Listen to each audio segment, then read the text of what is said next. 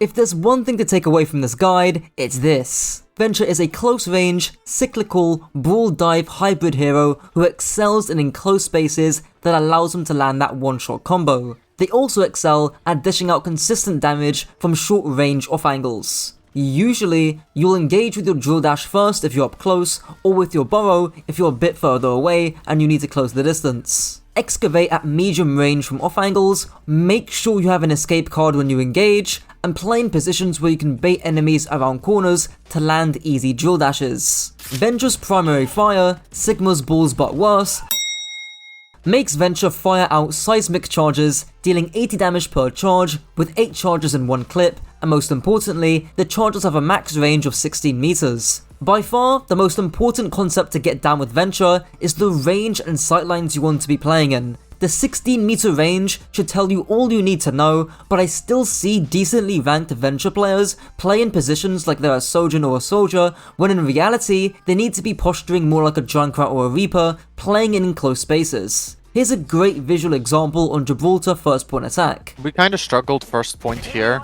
I didn't really know what to do. What's the main difference between this open space over here versus this space over here? Which is better for your hero? Rim. I probably want to see you drill dash up here, wait for your drill dash to come back online, and then you can walk, normally just walk as you do, and then shoot, drill dash, shoot, and then melee, and then you get the mercy, right? This is very key to Venture, because this is how you play them on maps like Junkertown or Havana, where they're on paper not that strong. Barring that, there's actually not too much to mention with Venture's primary. A lot of the other stuff will come with the combos, which I'll bring up further down the line. Venture's first ability, Chomper's Burrow from Plants vs Zombies, makes them burrow underground for 4 seconds. They can emerge from the burrow to deal up to 110 damage, and while they are burrowed, they move 40% faster. There's also a notable cast time to enter the burrow, and when you do, you activate one of your passives called Explorer's Resolve, when you gain 40 shield HP. Starting off with a little bit of animation cancelling. You actually don't have to wait for the full duration to get the max impact charge off your burrow. You can do it if you need to buy time for cooldowns, or for your team to engage, but something worth mentioning.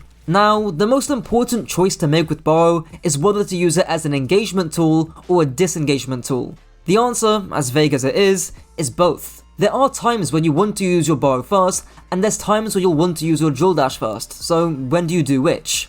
The most important and consistent factor to this is distance. Simply put, if you're far away from engaging the targets, you can use your burrow, then pop your drill dash to quickly cover the distance, exit your burrow, and by the time you exit your burrow, your drill dash will be back off cooldown, free to use. For example, here on New Queen Street, I know that I can't just walk and drill dash the soldier. I'll take too much damage, and the distance is too far that my drill dash won't actually deal any damage. As a result, I just burrow initially, drill dash to catch up, and by the time I exit my burrow, my dash is back up. I also max out my shield passive by burrowing underground, meaning I maximize how efficient I am with my shields. Here's another example on the same map. The soldier is just too far for me to just walk, so I burrow, drill dash, and by the time I exit my burrow, I have my drill dash free to use. I'll speak about more uses of the drill dash in their respective section. The second factor to whether you burrow or drill dash to engage is mobility. This is actually very similar to Reaper, where if the enemy team are too mobile by running heroes like Lucio, you become a frontline tank destroyer. Conversely, if you're playing Reaper into an immobile backline like Ana Zen, that's when you start using your teleport a lot more. Likewise, on Venture, if you're playing against the more mobile comps like Sombra, Tracer, Lucio, Kiriko, you're likely not using your burrow to engage. It's just too slow and telegraphed. Conversely, if you're playing against the more ranged compositions, burrowing to your target can be more viable. Again, considering heroes that lack mobility are usually more ranged, that's another reason to burrow. You also want to make sure that when you exit your burrow, you finish your dive cycle on high grounds. For example, here on Junkertown first point defense,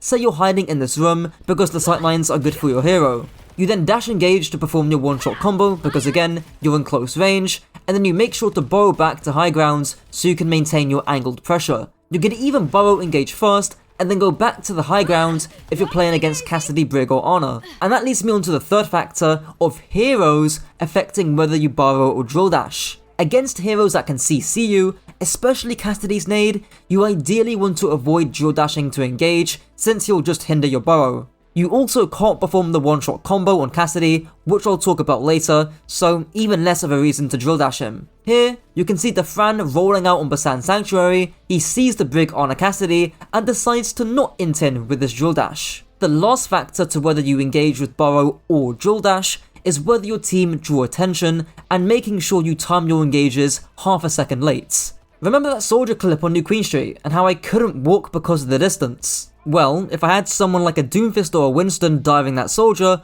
I could be allowed to walk because the soldier would be looking at my tank and not me. You can see a visual example of this on Samoa from the Fran. Even though there's quite a bit of distance between the Venture and the Ana, because the Doomfist goes in first and the Fran goes in a split second later, the Doomfist ends up tanking the Sleep Dart and draws the Ana's attention, allowing the Fran to go for that one-shot play. Here's yet another example but on Route 66, and instead of a Doomfist, it's a Lucio Echo in this case. Still, the idea applies. The Fran peaks just half a second after his Lucio Echo engage, allowing him to get that juicy cleave damage combo. Worth mentioning that if you want to get Venture coaching by yours truly, check the top link in the description. Trust me, you're not going to regret it. There's of course generally using Burrow for its vertical mobility too. I'll play some examples in the background. The reason why you'd use this over your dash is that your dash is basically a get out of jail free card. So if you meet anyone on the high ground you can test, you can perform the one-shot combo, or you can dash out. But now, I actually want to talk about using Burrow as a staging tool. No other guide has talked about this yet, but this is actually using your Burrow, neither to engage or disengage, but to get yourself safely to more aggressive positions to lay damage from a good off angle. This works best on short to medium range maps, so here's some examples. On Blizzard World 3rd point attack, you could unironically burrow straight past the enemy team, explode up onto the high ground, and now you have a great close to medium range off angle behind the enemy team, and if anyone pushes you, you just draw them off. Notice how you're not using your Burrow to directly engage or disengage, but instead you're using it to set yourself up in positions where you can deal quite a bit of damage from a good off angle. Maybe on Blizzard World first point defense, you can burrow to the high ground, shoot the enemy team from behind, and then, when you see fit, you can drop down and perform your drill dash one-shot combo. You can see another example of this here, by the Fran on Midtown first point defense. He burrows straight up onto the high ground, which doesn't immediately seem valuable, but this position allows him to see the rest of the fight, it's got great cover, and it sets him up to land that one-shot combo safely. And lastly, I actually want to talk about knowing when to not engage with Burrow. You can see in this clip here, the Fran burrows, then dashes into the enemy backline, looking for a chance to engage, but instead of emerging and fighting, he decides to disengage. The reason for this is likely because he'd be going in too early, and he has no clear escape routes. Venture's second ability, the Drillissy, makes Venture dash forward, dealing 40 damage on the first hit, and 60 damage over 0.4 seconds. You can also dash underground, dealing 5 damage, and halving the cooldown from 8 to 4 seconds. I'm just gonna get your rollout out the way. I mentioned it beforehand, but the fastest way to get out of spawn is to burrow, drill dash, exit burrow, then drill dash again. Now onto your broader usage. Drill dash is one of the most flexible abilities in the game, but your one-shot combo is the most obvious use case for it. You do it by simply shooting, drill dashing, then shooting afterwards, followed up with a melee. Worth mentioning that your melee does 30 impact damage and 40 damage over time. In total, if everything lands, you deal up to 330 damage, and obviously, if you add on your burrow,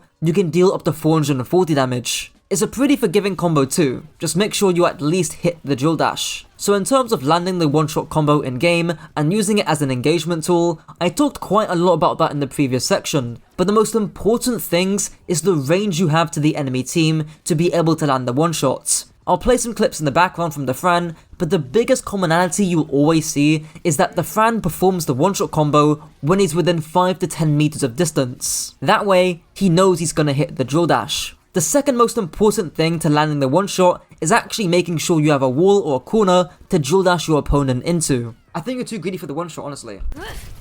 Yeah. You're gonna get the Sojourn off Highground anyways, if you're just up here shooting the Sojourn, right? And then, you can drill dash these guys off, right? You save the drill dash, and then you drill dash the Doom back into his team. Or back into your team, rather. And then you get the Doom. Like, if there was a wall here, and you could just drill the Sojourn, that would make perfect sense. I'll be fine with that. Here, for example, like, this is a good example. I can drill dash someone into this wall here, I can therefore get the one shot. perfectly fine.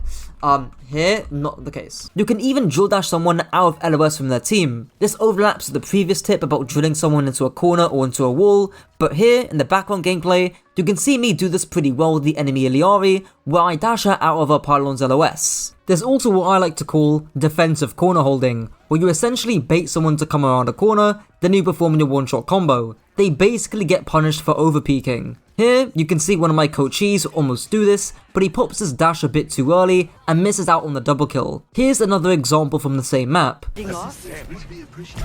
Oh my, I would actually ignore him and actually bait these guys to walk further. Or like, you know, I mean the cast is on logo and he's not even on spaceship. Like, bait the enemy team to walk a bit closer into your distance. If the Doom's going a little bit too aggro, then you can drill dash him into the spaceship and peel for your honor zen. This also applies to that Blizzard World example too, where if, say, the Sojourn power slides into you while you're on high ground, you just bait them into doing your combo. There's also drop engages that you can do with your drill dash, similar to drop engaging as Doomfist when you have an empowered punch. It's just basically dropping off high ground and doing your one-shot combo. You can see the Fran execute it here on Basan downtown, and yet again, you can see it here on Gibraltar first point attack, when his team's about to cap first point. It was actually a really nice rotation by the Fran. There's of course using your drill dash to retreat to different off angles too, and using it as a failsafe or a get out of jail free card. For instance, back in that new Queen Street example, I could have drill dashed behind me if I felt it was too dangerous or that I was gonna take too much damage. And last but not least, there's using drill dash for verticality. Now I did mention that you can bow to high grounds, but drill dashing has two benefits. Speed, because drill dash is instant, and height, because drill dash actually goes higher than your max bow charge. Obviously, the biggest downside to this is that it reduces your options. You can't one-shot combo anymore, and you'll be relying on your primary for most of your damage. Still, there are places you can move to with your drill dash, with the Fran showing that on Oasis. Venture's ultimate,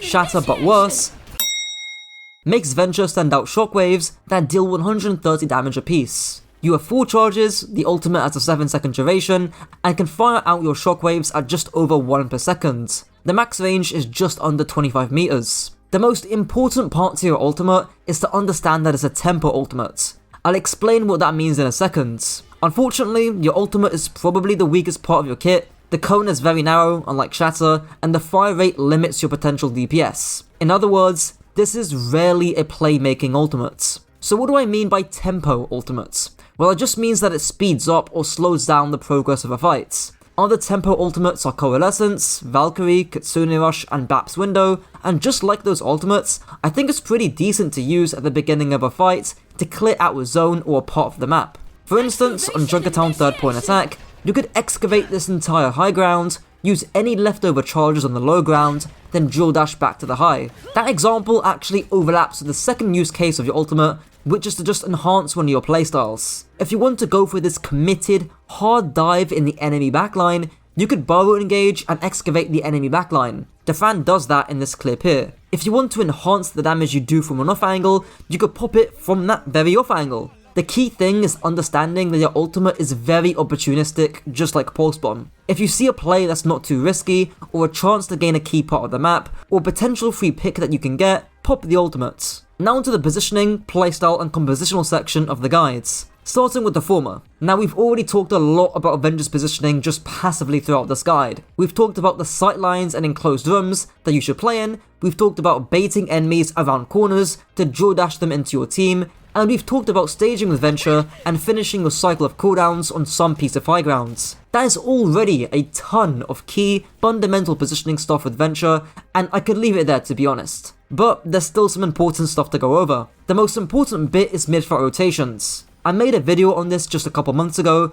just on this concept because it's that bloody important, but this is just taking certain angles as the fight progresses to maximize your aggression. Here's an example of one here. So where should you be moving to ideally? Towards the left, where their squishies are, because I can't kill a queen. Exactly, right? So if you move to the left here, you can probably catch the Moira. Even if you don't, this is still a good off angle for you to use. You could even, again, drill dash Burrow out and jump over to here. Or you could even Burrow in and then just sit on the Widow, force it to grapple, and then whatever way she grapples, like to here or to here, you'll drill dash to chase her.